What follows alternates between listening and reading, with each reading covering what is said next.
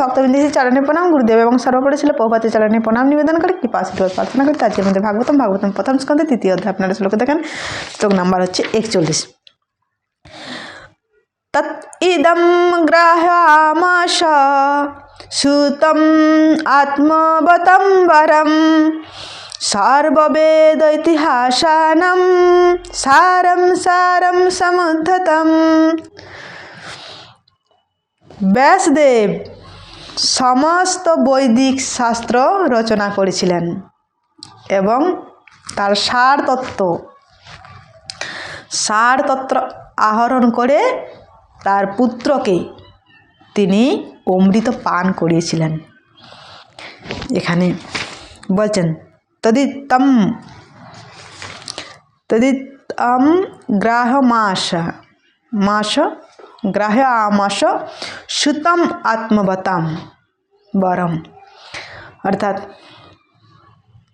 সে সুখদেব গোস্বামীকে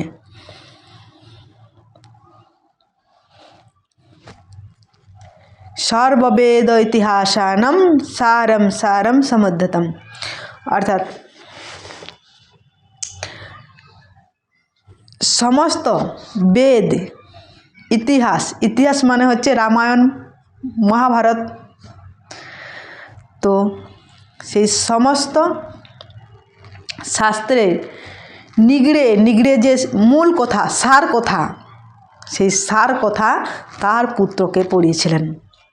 অর্থাৎ ভালোভাবে তিনি কোর্স কমপ্লিট করেছিলেন তার পুত্রকে। ভক্তি বৈভব, ভক্তি বেদান্ত ভালোভাবে তাকে সার বস্তু দিয়ে কমপ্লিট করিয়েছিলেন। তো পরবর্তী আলোচনা পরের শ্লোকে নিয়ে আসবো। আজ এই পর্যন্তই। হরে কৃষ্ণ।